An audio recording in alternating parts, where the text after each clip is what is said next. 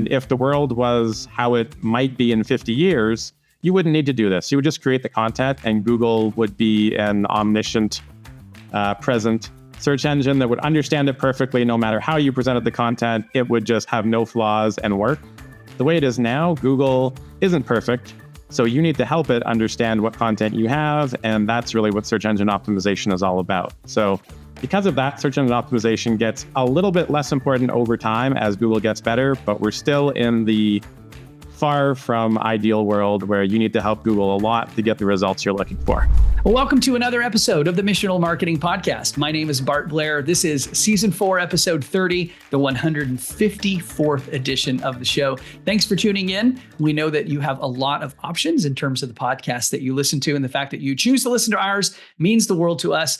We've been producing this podcast since the spring of 2020 with the goal of helping churches grow by leveraging digital marketing and effective communications. If that's what you're aiming to do, you're aiming to help your church reach more people by leveraging digital content, you've come to the right place. That's what we're going to be talking about today. If you haven't checked out our archives, maybe you're new to the show, make sure that you look back at some of our older podcasts. You can do that on our YouTube channel or on whatever platform you listen to your favorite podcasts on. We've got, like I said, 150 plus episodes of content created to really help people that are in the church communications and marketing space be super effective at what they're doing. And if you haven't ever clicked over to the Missional Marketing website, we'd invite you to do that, missionalmarketing.com. We've got a blog, we've got all kinds of articles and all kinds of things that will help you as a practitioner in the marketing and the communication space for your church. And, if you're a partner church to Missional Marketing, we want to thank you for being a partner with us as well as listening to the show. If you've never actually engaged with Missional Marketing and sought out the types of things that we can do to help churches leverage their digital platforms, make sure that you reach out. We'd love to set up a call and just kind of do an exploratory conversation about what kinds of things we're doing for other churches that might also benefit your church. Meanwhile, this podcast is free. There's no cost for this. We want to produce this content for you to be helpful. And I think that you're going to find this episode in particular to be helpful. At least I hope you will. Before I introduce our interview today, I want to tell you about an event that we have coming up on May 16th in Lake Forest, Illinois. If you happen to live in the greater Chicago area and you're listening to this in real time, we're going to be having a church communications roadshow called Thrive and Revive. That's going to be hosted at Christ Church in Lake Forest. Click over to churchcommunications.com. Look for the information about the traveling roadshow, and you can get all the details that you need about registering for that event. We hope that you'll show up and join us. I will be there. My colleague, Kim Tarleton, will be there. A few of other team members from Church Communications and from Missional Marketing doing some workshops, some seminars, some training, some relationship building with church communications directors from around the greater Chicago area. We would love to see you there. Again, you can find out more information at churchcommunications.com. Well, today's episode is one that I'm just going to tell you straight up, I'm quite passionate about. Glad that we got this on the calendar and glad we get to share this with you today. A little bit of background. I was having a conversation with some friends of mine who were doing some marketing work for another friend of mine, not related to a church, but to another business.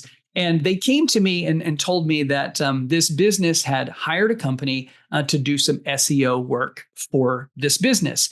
And they really, honestly, were a little bit concerned that maybe they were paying this company more than they should have been, or that they were paying the company to do work that maybe the company wasn't actually doing. The truth is they didn't know enough about SEO or search engine optimization to really even be able to tell whether or not they were getting good value for what they were doing. And as I've had many, many conversations with many churches, I realized that, well, my friends were not in a unique situation. A lot of churches, a lot of church leaders have some of the same questions. In fact, I've talked to many churches who have told me that they have hired a company or are working with another partner to work on their SEO. And then when we start to do a little bit of a deeper dive there, I realized that even the person that I'm talking to doesn't necessarily understand a lot of the technical aspects of SEO. So how do you know if you're hiring a company to do SEO work for you, search engine optimization? How do you know that they know what they're doing? How do you know that they're delivering on what they promise? How do you know that you're getting good value for the money that you're spending? And so today, what we're going to do is we're just calling this SEO 101 for church leaders. We want to help educate you as a church leader on how search engine optimization works. And we have a team member who was a perfect guest to bring onto the show. His name is Jason Collier. He's the senior developer for missional marketing. If you are an OG with the missional marketing team, there's a possibility that you've seen Jason's email on things. He works a lot behind the scenes, as a lot of the technical people on our team do. And I know he's not particularly always comfortable with this, but he's really an excellent teacher. I've learned a ton from him. I know most of the people on our team have leaned into him for technical expertise. And so we decided to bring Jason Collier onto the show to have a conversation about the basics of search engine optimization and how churches can leverage better SEO, and also to simply know how, if you're going to outsource your SEO services, how to know if you're working with someone who's qualified and capable of doing what they're saying that they're going to do. As it turns out, this is probably going to be part one of a 2-part or 3-part or 4-part podcast episode series. But here's one that'll hopefully get your feet wet in the world of search engine optimization. So without any further delay, here's Jason Hamrock, the CEO of Missional Marketing, and our interview with Jason Collier, also from Missional Marketing. Well, I am super pumped to have, he's not really a guest because he's a member of our family, Jason Collier on the show. Jay, how you doing?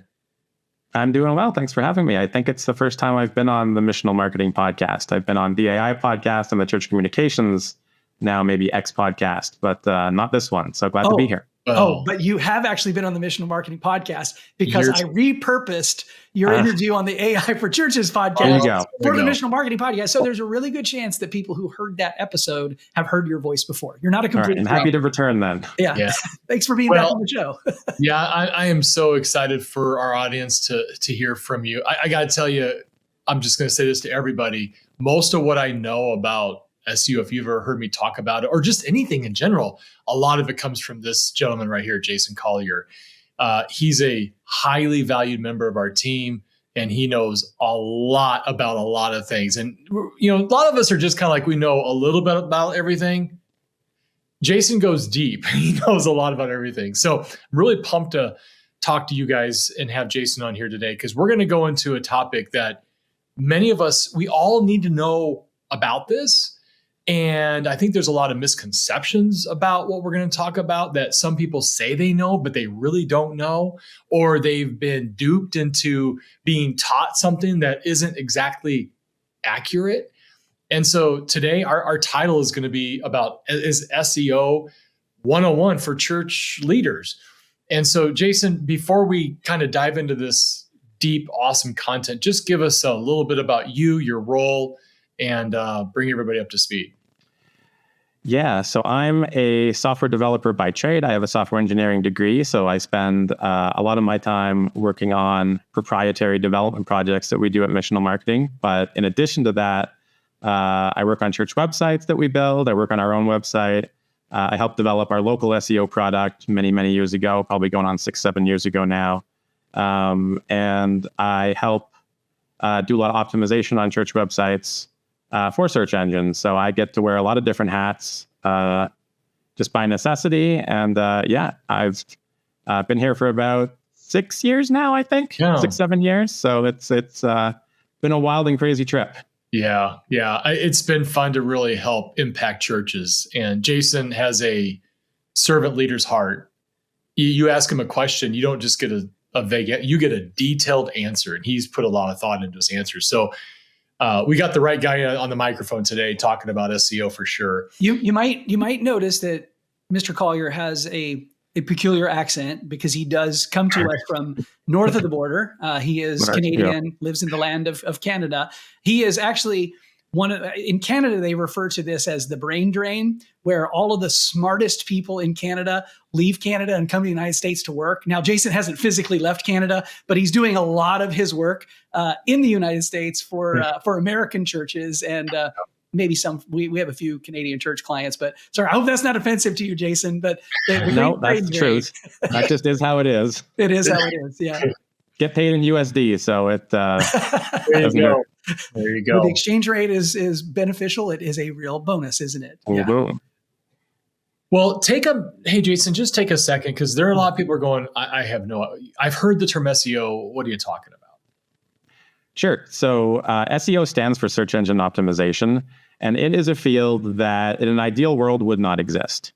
So I probably don't have to explain what a search engine is, but think of Google. You're looking for something, you type it in Google, and Google tries to do the best job it can to find whatever it is you're looking for. So search engine optimization is the practice of whatever content you have, be it your church website or your church Google business profile or any other online assets you may have. You're trying to optimize those in such a way that Google can both understand it and also kind of get the buy whatever you're selling, I suppose. So to sell yourself to Google is really the goal of search engine optimization. And if the world was how it might be in 50 years, you wouldn't need to do this. You would just create the content and Google would be an omniscient, present search engine that would understand it perfectly no matter how you presented the content. It would just have no flaws and work. The way it is now, Google isn't perfect. So you need to help it understand what content you have. And that's really what search engine optimization is all about. So because of that, search engine optimization gets a little bit less important over time as Google gets better, but we're still in the far from ideal world where you need to help Google a lot to get the results you're looking for. Wow. Okay. I learned something there. Okay. Now, to my knowledge that you've taught me, there's two types of SEO. Will you explain the difference between local and then organic? Sure. So once again, going back to the ideal world or kind of the highest level, there really only is the one type of SEO, which is just SEO, but people like to break it down that way in the SEO space because it kind of makes it simpler. So local SEO is the practice of optimizing for local search results. And when I say a local search result, if you type a search into Google, let's just say church near me, the first thing Google does is it tries to understand what it is you're looking for, and if what it is you're looking for, if it matters, your distance to a location. Are you looking for a place, or are you looking for a recipe of how to make really good pizza? If you're looking for a place like a church, location matters. If you're looking for a really good recipe for pizza, location doesn't matter. So all search results in Google can be classified as either a local search result or what we call an organic search result, which is a little bit misleading because if you looked into organic traffic in Google Analytics, you would see just everything that comes from Google that isn't a paid advertisement, right? So it's kind of a bad categorization that way, or at least counterintuitive. But the big split there is local search results, which is the local pack, which I'm sure you've talked about on the podcast before, and Google Maps, or everything else that you'd see just in the search results below that local pack, just the typical Google search results that you'd be familiar with. Those would be the quote unquote organic search results. So in the scope of SEO then, local SEO are the practices that are mostly targeted to affect those local search results, meaning Google Maps and the local pack. And organic SEO are the practices that are more tailored to impact the other search results, the things that aren't local. Okay. So I think for today's conversation, we're going to talk about that organic, because we do have a lot of podcasts and a lot of stuff on missionalmarketing.com around local SEO. And if church, if you ever want to have a conversation with Bart or myself about local SEO, be glad to have that. Let's talk about organic, because often, and Bart was bringing this up earlier, sometimes if you're building your website, right, or you're going to hire somebody to build your website, and it's always said, well, we got to make sure we SEO it. That phrase gets used a lot in different conversations. And somebody will say, oh, I can SEO your website. You need to know what that means. So let's spend the rest of our time talking about that on-page or organic SEO. What does that mean? And so some of the best practices for that. So just, if you wouldn't mind just diving into what are some of the best practices when it comes to SEO on your website? And I know that's a really open question. Exactly. That's a long list, but fortunately I have notes breaking all that out. So I can Okay. start going down that list. Sure. So when we're talking about the SEO that occurs on your church website, that starts with what we call technical SEO, which is things like making sure that, first of all, the search engine is able to crawl and find all the content you have. So making sure you don't have broken links, making sure that the content that is the most important content is linked in such a way that it's clear to Google that it's the most important content. Like it's the top level of your menus, things of that nature. It also encompasses things like performance. So if your site's loading really, really slow, that creates a bad user experience, and people are not going to want to spend time on the website, and Google's going to figure that out and say, okay, then I'm not going to send people to that website. By the same nature of user experience, there's mobile experience. So if your site isn't well optimized for mobile, like just about every site now it is mobile responsive, right? But not every site necessarily has a really good mobile experience. So if Google picks up trends that users on mobile are bouncing from your site really, really frequently, that they aren't having a good experience there, then Google's going to be hesitant to show your site to mobile users. So the technical side is really making sure Google can find everything and making sure that people who go there are having a good experience. So that's kind of the first pillar of organic SEO, which leads us connected into the next pillar. But before we jump there, this is the side, if you're hiring a company to build your website, this is the kind of stuff that they should be covering for sure, right? Like they should make sure it loads fast. They should make sure internal linking is good. And they should make sure that it's mobile optimized. So there's kind of no excuse for a company that says they're going to build you a new website to not be delivering on that. Even if they're not claiming they're SEO experts, that's just kind of fundamental. Like they should be delivering that, period. So if you're building a new website, make sure that they're prepared to deliver that and make sure that they do. Yeah. That's a really good point. It's kind of like it's really the foundation of everything else, right? Because if you don't kind of punch those little buttons, or you don't check off those boxes, everything else that you build on top of the website is really kind of a moot point at that point. Right. If your website does not play well with Google or the other or browsers or the search engines, really, I mean, a lot of what you're talking about there is even just browser use, right? Low speed and mobile optimization. Those are certainly key points. Let me ask you a question before we move on to the other piece. If I'm having a conversation with a company that is proposing to build a website or revamp my website or help me with SEO on these technical things, are there specific questions that I should be asking them? How would I frame those questions to know that they have covered the bases on those issues? Ooh, that's a good question. So in terms of technical SEO specifically, I would almost hope you could take those for granted. But rather than ask them the question, what I would do is I would look at their portfolio, and I would see if those sites load fast. And I would see if, what those sites look like on mobile, and kind of, audit those yourself just to make sure that they're able to deliver on those kind of fundamental things. Because I think if you ask the question, the answer is just going to be yes. Because a no would be such a red flag that if they ever answered no to those questions, they'd never get any business. So you wouldn't be talking to them anyway. Good point. But I think there are going to be some questions for some of the later pieces here that we'll definitely want them to ask, which maybe we can kind of move on to the second pillar, which would really be the on-page SEO, which is probably the stuff that you're a little bit familiar with already, which is the metadata, the things like the browser title, the meta description, the H1 headings, and just all how you're framing your content to make it easy to understand for Google what the content is about and what kind of keywords you should be ranking for.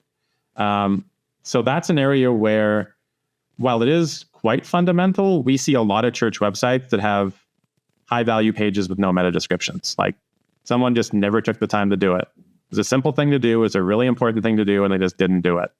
And this also goes into whether or not you have the content to begin with as well. So that probably isn't as much up to the company that's building the website as it is for your church. But if you want to be ranking for certain keywords, you need to have content about those things. Like if your church has a marriage ministry or marriage counseling ministry, let's say, that you offer, do you have a bunch of content about it on your website? If the answer is no, then you're probably not going to show up in searches for marriage counseling. So you have to have the content, and then either your web team or the company that's building your website has to do a good job of optimizing that content for the keywords that are relevant, which might require keyword research. You might have to dive into Google tools to find out what keywords people are searching for on that topic, and then optimize around that. But yeah, we find a lot of church websites haven't really done anything in that regard. It's just, let me piggyback on that and ask you a question, because back when I was a comm director, and still to this day, I think a lot of people think in the church world that, nobody reads, right? So we have to have less words and more images or more videos. And my response to them is, Well, sure. Yes. I mean, you want to have a really good user experience. In other words, UX, user experience with that. But the problem is if you don't have any content, you aren't showing up organically. You're missing out on lots of great traffic. So that's a true statement. So the question I have is, well, how can you add a lot of content without it feeling like, oh my goodness, there's a book on this page? Yeah, that's a good question, because to your point, maybe people don't read anymore, but robots still do. Yeah. And it's robots that are, figuring out if your website should rank. So to your point there with images. So if you're using a lot of images, a fundamental thing you should be doing is making sure that there's alternate text on those images, which describes what the image is. And if it's an image about the kind of content you're trying to rank for, then it's probably going to have those keywords. And as an aside, that's also important from accessibility standpoint, right? If someone's blind and reading your website, they can't see the image. They need the alt text to know what that image is supposed to say and how it's supposed to contribute to the page.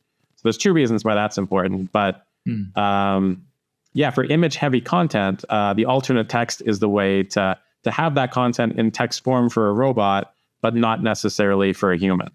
Video, it's a little more complicated. Would nomenclature for images also contribute to a better SEO performance? So like a lot of times the church will have like even their logo on the website, multiple places. And the logo is called logo wide _ black, and that's the name of the logo. Would there be a purpose in optimizing the images by even like using the name of the church in the nomenclature of the images themselves? Does that help? Does that make a difference? Yeah, file naming won't hurt. It can also potentially allow your image to show up in an image search in Google. But largely speaking, it's the alt text that is really going to contribute to sort of the overall understanding of Google saying, okay, this image is supposed to be about this thing on this page. Okay. So it doesn't hurt to optimize the file names, but definitely not as important as the alt text in that context. How do you add alt text to an image? That's going to depend on your website platform, but just about any platform that you're using, which has sort of a WYSIWYG, when you're inserting an image, there's probably a field you can fill out there. Like in WordPress, if you open the image in your media library, there's a field that says alternate text, and you can plug that in. So if your church management system does not allow you to add alternate text to images, there are probably a handful out there that are old and clunky that don't have that capability, but 99% likely do. But if you're using one that doesn't, that's probably a pretty big red flag, both for SEO and accessibility. So how much text should I have on a page? Is there like a ratio or a number of like 1,000 words, or is there something that people should try and strive for? Yeah, there's been multiple schools of thought over the years on that, particularly in the SEO space, for when people were writing, say, blogs that were particularly targeted for, okay, we want to generate traffic for this particular keyword. How long should the blog be? And it went from long form content is king to short form, then back to long form. I think for me, it's more about just trying to create a truly good user experience. So keep the user in mind first, and make sure you're kind of following the fundamentals. And that if it's a little longer or shorter than it should be, I wouldn't worry about it too much. The only thing I would worry about is if it was really short. Like if you have only 50 words on a page that is supposed to be ranking for multiple keywords that really is SEO relevant, and you've only got 50 words, that's probably not enough. So don't be super short, but I wouldn't be losing any sleep over the difference between 500 words and 1,000 words, or 200 words and 300 words. Okay. I've always kind of shared that one little trick is to add an accordion, right? So you can kind of hide text and you click on it, it expands. That way you could have 3,000 or 4,000 words on a page, but it doesn't feel that way. Yep. Yeah. And Google can still read that text just as if it was there from the beginning. I've always used it. If you can highlight it, and I don't know if this is true, if you can highlight it, the search engine can crawl it. I think that's true. Yeah. I mean, it can probably crawl things you aren't able to highlight as well, but yeah. Well, I always look at, if there's like a button, they don't really care about colors or buttons. They care about the content that can be crawled. Right. It's a text in there. Mm-hmm. Yeah. Okay. What are some, I'm kind of just all over the place because I think this is such a fascinating conversation. What are some of the tools that people can use You've always taught me one tool that I always use, but I'm curious about some other tools that people can use to kind of see the meta description or the title, H1s or whatnot. Is there tools that you can offer up? Sure, yeah. There is a browser extension for Chrome, and there's probably many others for other browsers that you can use that will just allow you to one click and pull it up for any page. It's called SEO extension. You can find it at seo-extension.com. It's free. You can install it for Chrome. Then you can click a button and it'll show all sorts of SEO metadata for the page you're on.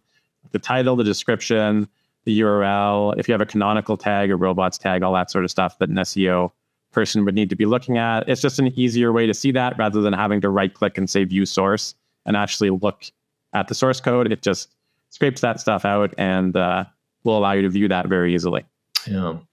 So if I'm using that tool, sorry, Jason, if I'm using that tool, what are some things that it allows me to do? What should I be looking for? So I just installed it on my Chrome browser. Sure. I've opened up my church website, and I'm going to start going through pages. What are the things that tool will allow me to do? What am I looking for? Great question. So the first thing is that you should have a descriptive page title. Ideally, it should be keyword rich as well, and a meta description for any page that you think might have any relevance in Google at all. So if you're missing, you're probably not missing the page title. There's probably a title there. But if the title is just bland, just like only your church name, not great, particularly if it's a page about something within your church website. And if you have pages that don't have meta descriptions that clearly should, that's another big red flag. Those are kind of like the fundamental things you can fix really easily. That tool will also help you with length in terms of how long those things should ideally be. Don't take that as gospel. You can vary from that a little bit, but you don't want to have a ton of meta descriptions that are way too long or way too short. You want to be shooting for about 155 characters on those, and page titles probably in the 20 to 55 character range. The one thing that it will show as well is a keywords field. Keywords is a meta field that has existed since the dawn of time. Nobody uses it anymore. Don't waste your time filling it out. It's there for like old age posterity. It still exists, but Google doesn't use it. It doesn't help you. You can't tell Google what keywords you're supposed to rank for anymore. That's how it worked in the year 1999. It doesn't work that way anymore. So those first two, the title and the meta description, are the biggest thing. The other thing is if you're looking at what's called a robots tag, if that says that your content is no indexed, that means that you're telling Google not to ever serve that as a search result. So if you see a no index warning on a page that should be in Google, then you've got a problem. If you see that on your church homepage, you've got a big problem. And sometimes we see that. So if you tell Google not to put your content into Google, it will usually listen to you. And if you do that by mistake, that's a really bad thing. So don't do that. What about H1 and H2 headings? That tool also identifies those on the page, doesn't it? It will, yeah. If there's a secondary tab for headers and images as well, where you can look at the alt text and see if you have any images with alt text. Headings are just important to encapsulate what the main point of the page is about. So again, the page title is kind of like your first heading, really, in terms of communicating to Google what the purpose of the page is. But the next steps there are the H1 heading and the H2 headings in particular. So if you have a lot of pages without H1 or H2s, that's not ideal. Google will still try to figure it out. Like it'll try to use other wizardry to figure out what the page is about. But if you want it to be very clear to Google, your page title and your H1 and H2 headings are the starting points for that. And again, as I was saying, there's another tab in that tool where you can look at your images and it'll tell you how many images don't have alt text. So if you have a whole ton of images without alt text, that might be a bad thing if those images are adding something to the page. If they're purely decorative, then it doesn't matter. But if they actually have contextual value to the page, like the user is actually supposed to look at them and think something, then that's a red flag. Let me comment on something before you ask your question, Mr. Hamrock. There's two Jasons on the call, so I'm clarifying here because I know he's burning. He's got another question. I got a question.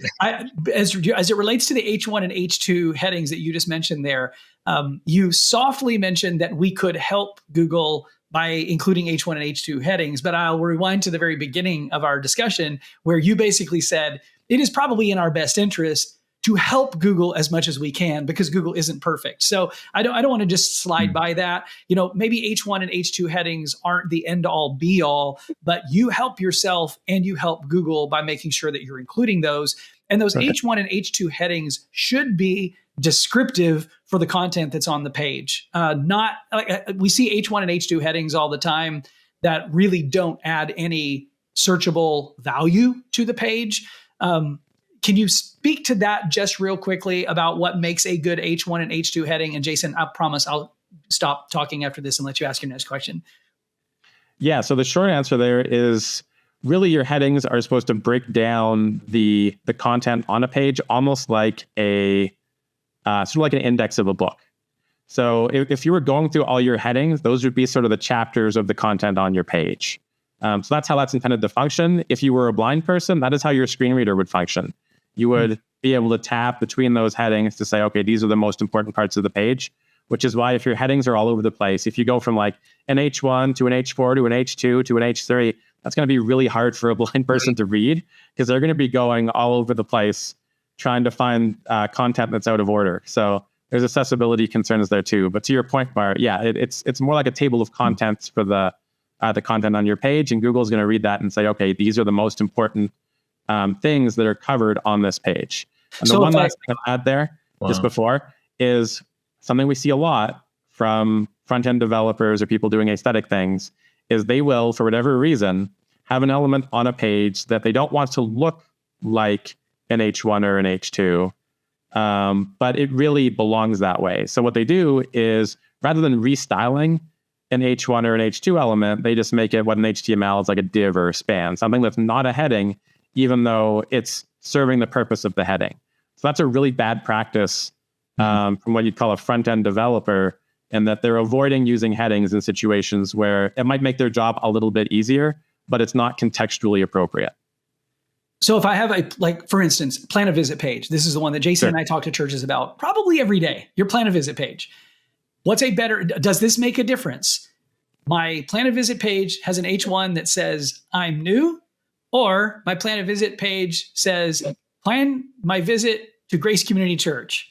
Does that make a difference in the way that I structure those two H1s? If I choose one, does one make a difference over the other? I would say the second one is more descriptive and better. I'm not sure I'm new is necessarily as clear to Google as plan a visit.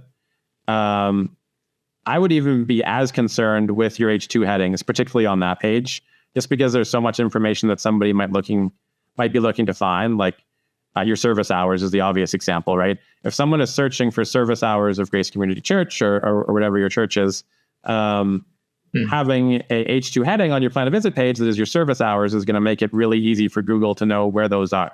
So if somebody searches for them in Google, it's going to point them to the right place. So that's a really good example of a page where your H2 headings, there probably are at least 3 or 4 important H2s that just about every church should have within that piece of content. Okay, my next section all this has affected everybody listening to this, because you have a church website. You should have a church website. But my next section really is very important. So I just had a call the other day with a brand new comm director, and this is a big church, 15,000 member church, and she starts pretty soon. And she comes from the corporate world, actually a marketing agency in the corporate world, where in that world, they had to create content. And that was their biggest hurdle, is how do you create really relevant content?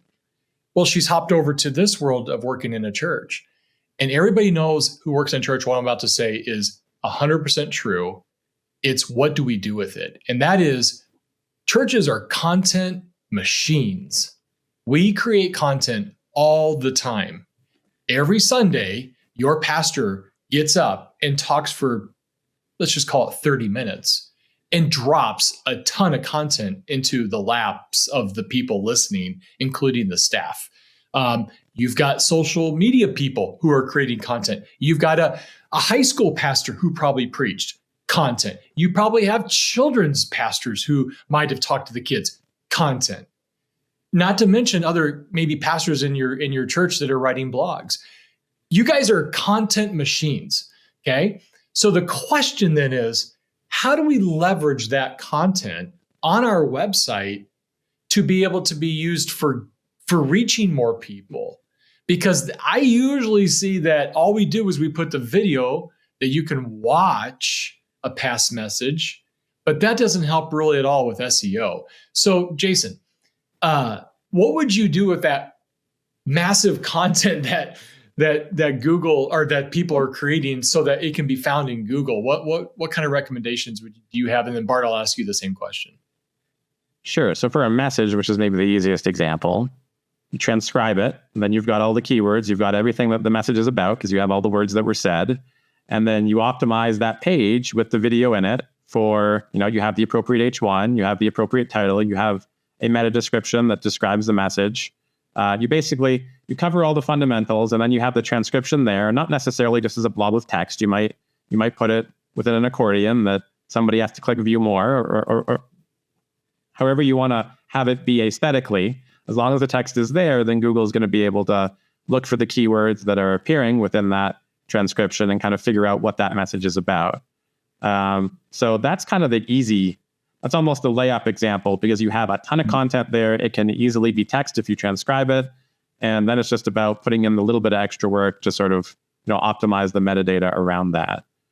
For other types of content, it can maybe be a little bit more challenging, but I'll see if Bart wants to add anything there. Yeah, I'm a big fan of using the blog features that we have built into our website platforms. If you've built a WordPress website or a Squarespace website, adding a blog component to your website is typically very easy.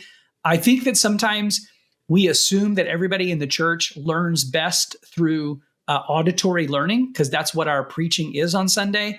But I really think that there is a benefit in repurposing sermon content to be written content, primarily blog post type content, where rather than a 30-minute spoken sermon, something can be read in a 7 to 10 minute read or a 5 to 7 minute read. And I think we actually help disciple people internally by being able to present them the same content in a readable manner that might be a better learning style for them. And at the exact same time, create indexable content on our website. By indexable, that means that the search engines have crawled it. It's properly optimized for the search engines, and they have basically stored it in their memory banks as authoritative content on whatever the topic is. So I think that there's two values for me in blogging sermon content. Most pastors, the average pastor I know, does not have time to do both. Write a sermon every week and write a blog post.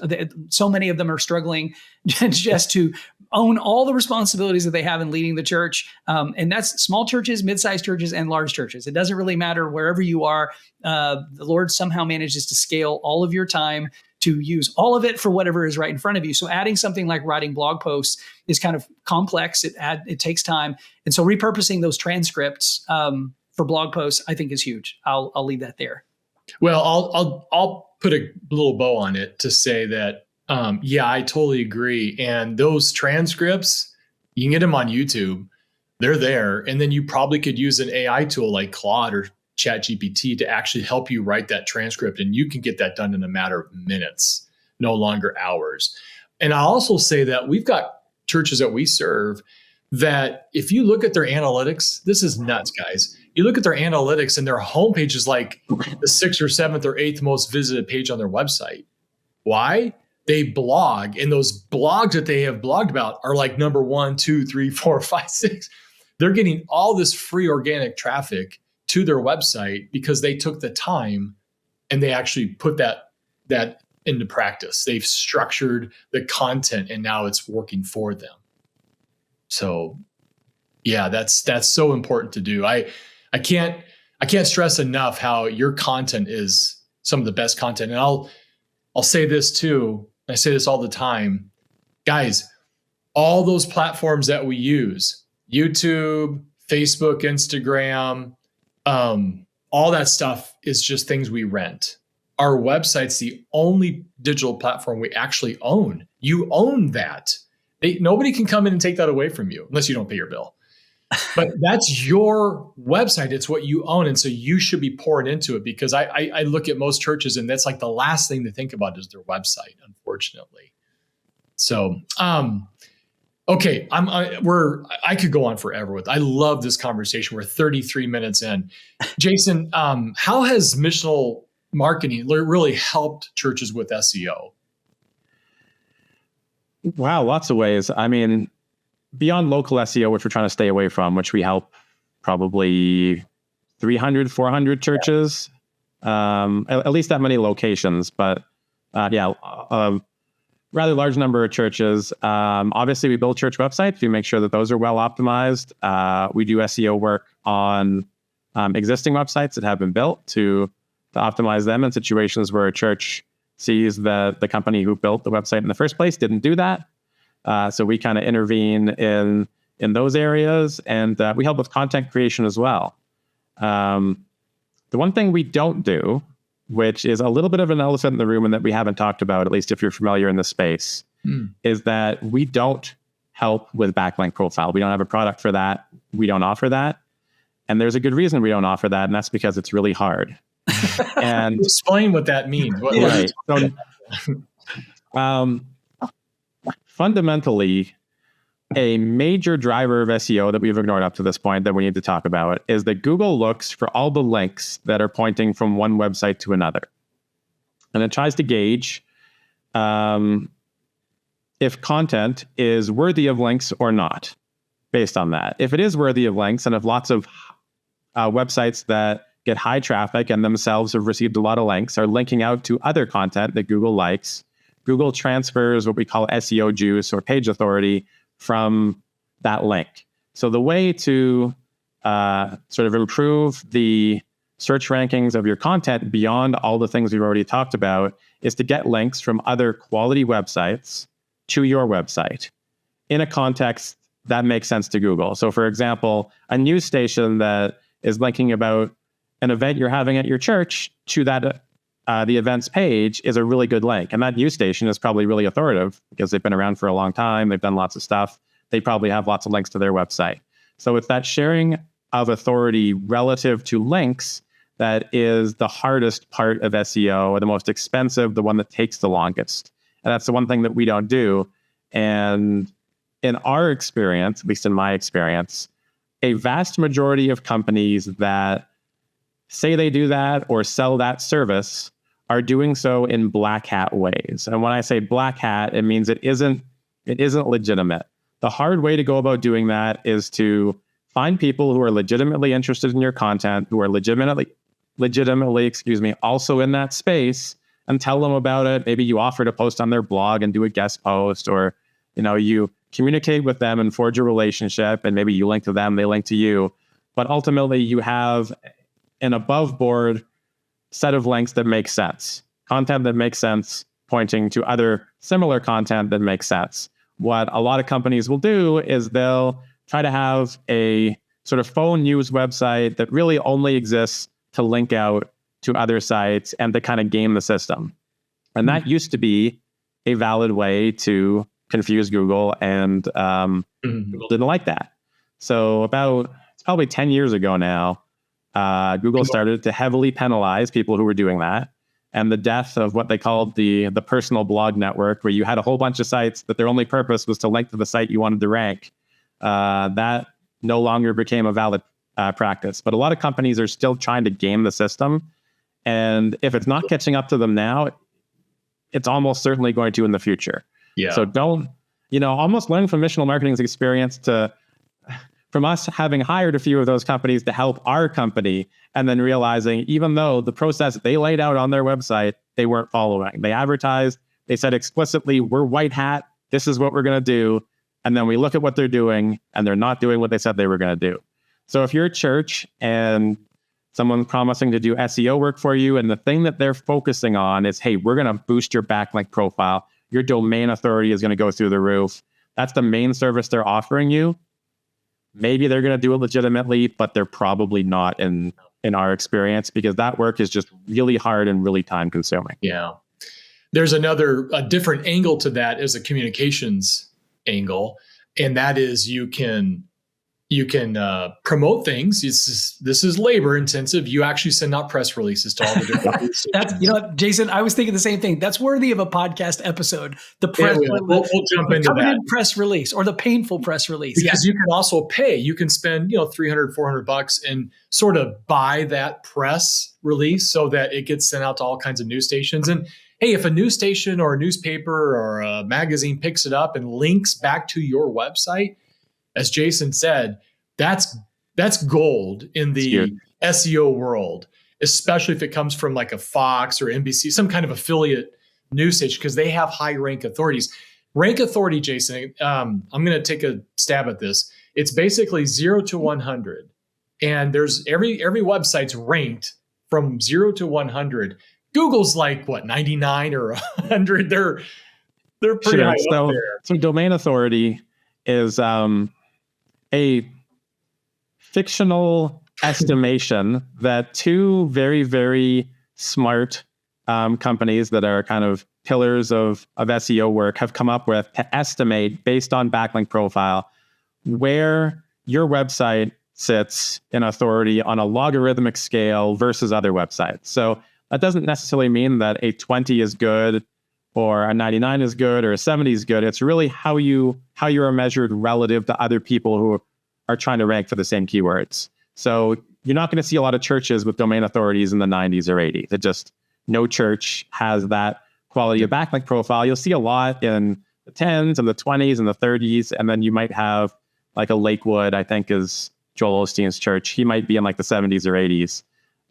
So some of those mega churches, because of their reach, a smaller church is just never going to compete with them in domain authority. It's not going to happen. You could have a small church take 10 years and $10 million, and they're probably not going to get all the way there. So, and if you're a small church with $10 million, please don't spend it on that. Yeah, don't spend it on that. It's not a good investment. Don't spend it on that. Yeah, the authority really is something you should be accruing naturally by doing the things you should be doing as a church, like hosting events and having press releases pointing to those events, like you were pointing out. The good practices of communication are going to naturally lead to people linking to your website. So the more good things you do that are worthy, or good content you create that are worthy of linking, and the more good things you do in promoting that content, the more backlinks you're going to get, and the more your domain authority is going to increase over time. And you'll start to outperform other churches because of that. Okay, we got to land this plane. I have one more question. And it's really important. Okay, it's really important. And then I'll let you land the plane. This is a master class, and we can't let it end. Okay. Myth or no myth, Mr. Collier?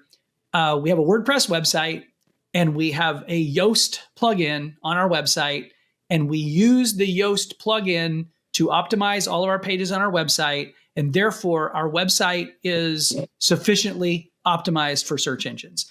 Is Yoast, not a paid promotion, not paid promotion for our podcast here, but talk to us a little bit about that, because it is a very, very common thing that a lot of churches with WordPress websites are using, and they'll use that as to say, we are optimized because we're using this plugin.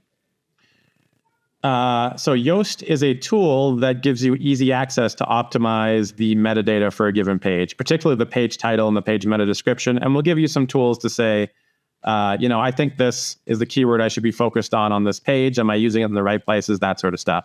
So Yoast doesn't do the optimization. It allows you to do the optimization. So if we were optimizing a WordPress website, we would almost always use Yoast, because we think it's the best plugin for SEO optimization, because it's almost objective to say it is at this point. There are some other competitors, but it's the market leader for a reason. So it allows a person to go in and say, okay, this is my page title here. This is my meta description here. Oh, it looks like that meta description is too long. I should tune it up this way. So Yoast doesn't do the work. It allows a human to do the work. So if the human has done the work using Yoast, then the sort of on-page metadata side of SEO optimization is indeed complete. Now, that's one fraction of a much bigger whole that we were talking about. There's still the user experience, the speed, the backlink profile, all that other stuff that's going to play into it. But Yoast is a great tool to use for that, is the answer to that question, but you still have to do the work. Installing the plugin is not doing the work. Okay. Thank Okay. you. All right, Jason, now you can land the plane. Well, I was going to say, I think this is just part one, because I think there's more that we need to get to, but we're out of time for today. So, Jason, thank you so much for joining us, and I can't wait to have you back on again. You're a walking wealth of knowledge in this space. Thank you for serving churches here at Missional Marketing, and we love all that you do. Yeah, thanks. I'm always happy to come on whenever Bart tells me to. Well, it'll happen again for sure. Hey, for those of you who made it all the way to the end of this podcast episode, 44 minutes in, crazy long for us, but hopefully super valuable for you. We appreciate you sticking with us. If you haven't ever left us a rating or a review, wouldn't today be the best time to do that after this masterclass on SEO? Come on, leave us a rating, leave us a review. Tell us how much you appreciate the podcast. It feeds the algorithm of the podcast universe, and it helps more people find the podcast when you do that. Also, be sure to check out the show notes of this episode, because we're going to link to a number of different articles that we have on our website, blog posts that we've created that speak to a lot of the things that we talked about on this particular episode. So you can do a little bit of a deeper dive with some of the content that we have on our website. There's also a search feature on our blog where if you can't find exactly what you're looking for just by browsing, use that little search feature, and hopefully you can find the content that you're looking for on our blog. We put a lot of time, energy, and effort into that because we want to be able to be a resource for you as church leaders. So thanks again for tuning in to another episode of the Missional Marketing Podcast. We'll see you next time.